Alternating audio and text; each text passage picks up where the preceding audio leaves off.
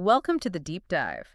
Today, we're taking a look at the life cycle of the city in science fiction films, and it is a fascinating journey. It really is. Our mission here is to trace how the city goes from being this blueprint of the future to, to something more like a decaying backdrop for virtual fights. And it's an incredible shift. You can see it happen from the 1920s all the way through the 90s. The whole idea of what a city is for in a story just completely changes. Right. It stops being about progress and starts being about nostalgia or even failure. Okay, so let's set this up with a great quote from Ridley Scott. He's a master of this urban decay look. He said that as we get further into the future, we're building less. So older architecture gets this retrofitted look. And that idea just perfectly captures the paradox, doesn't it? The further into the future these movies are set, the more they show us cities that look like the past. Which is such a break from where sci-fi started. I mean, think about Fritz Lang's Metropolis back in 1927. The city was everything. It was the only place you could even imagine a utopia or a dystopia. Exactly. It was the physical embodiment of industry, of technology, of the future. Yeah. But that idea completely collapsed, and for like two main reasons in the late 20th century. Okay, what were they? Well, the first big one was labor.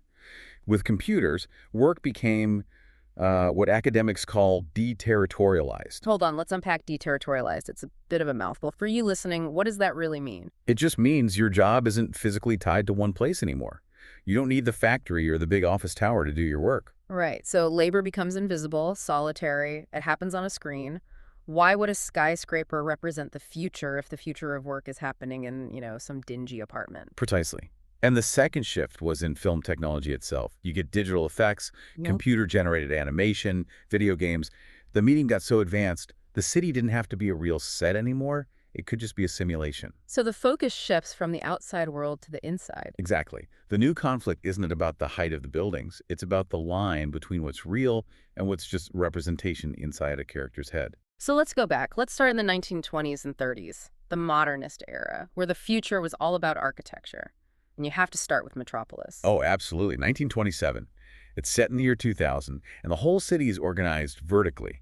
Above ground, you have this beautiful Garden of Eden for the elites. Frederson's Tower, right. And that gleaming world is only possible because of the brutal exploitation happening below ground. The opening shots are just pure spectacle. They make the technology look beautiful, almost like a religion.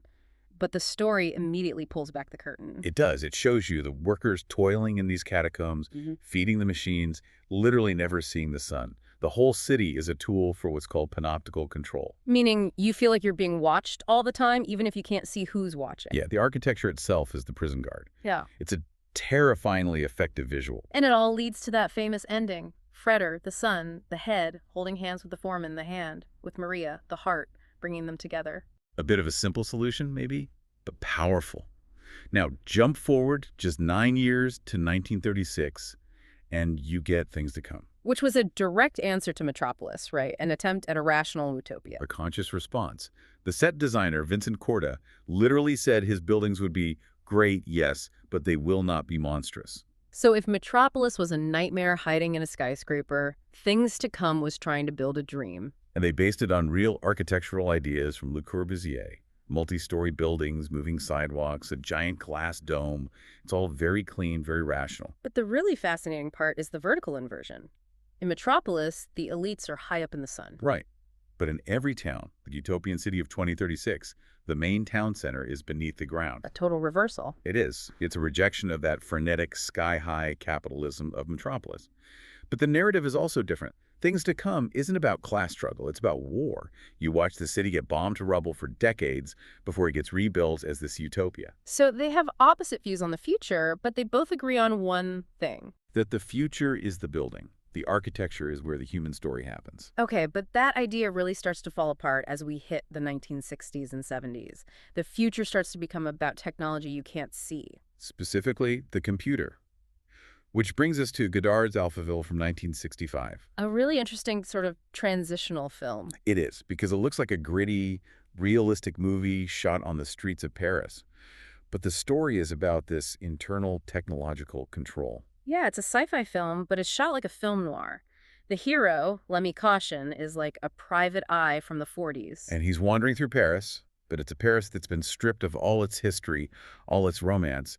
Godard creates this feeling of alienation, not by building new things, but by making the familiar feel strange. And the thing doing the stranging is the central computer, Alpha 60. Which is trying to conquer all human emotion, Yeah. the academics call affect. It wants pure logic. So the city becomes a state of mind, a sort of intellectual prison. But it's still, anchored in a real physical place. Okay, now let's jump to Superman in 1978.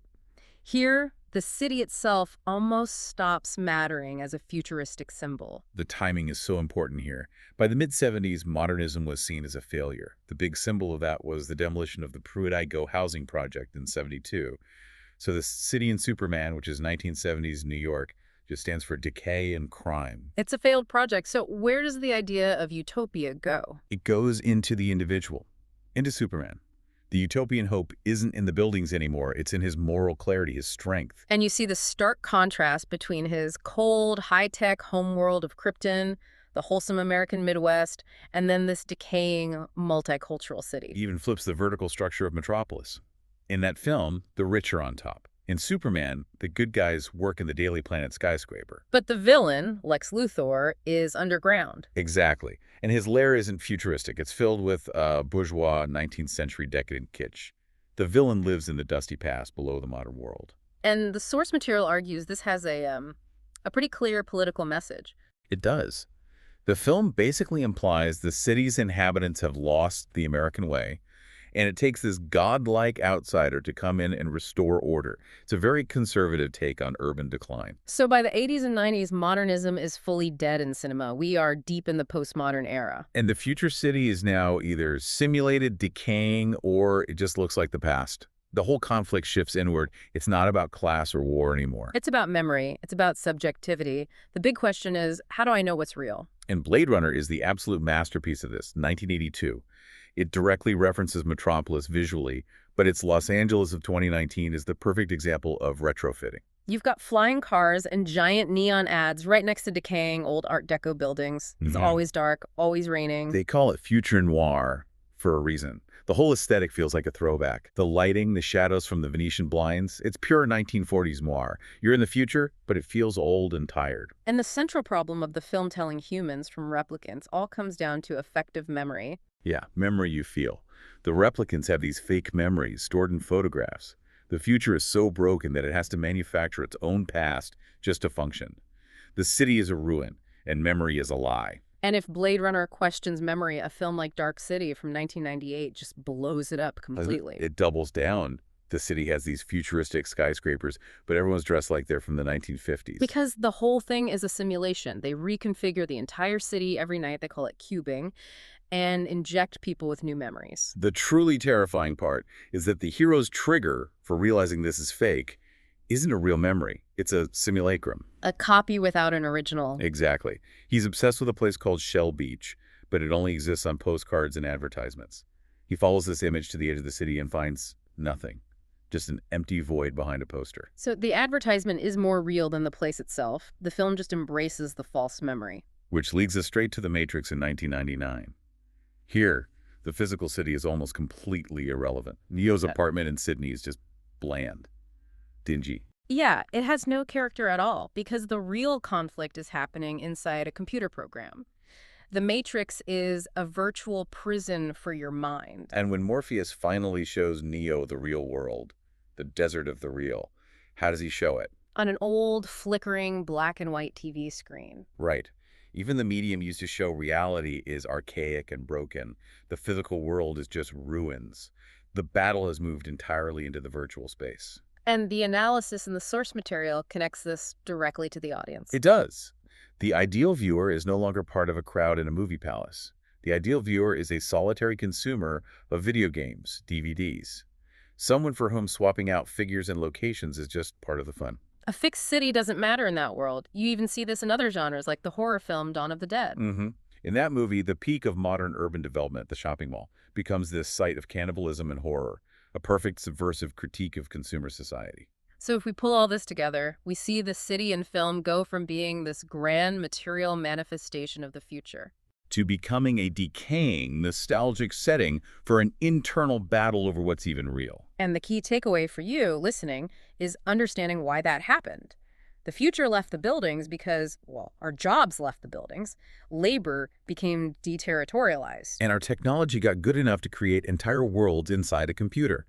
It mirrors our own shift from going out to the movies together to, consuming media alone in our rooms. And here's the final really fascinating irony. These films that are so anxious about technology, like The Matrix. They are completely dependent on the most advanced technology of their time to even exist.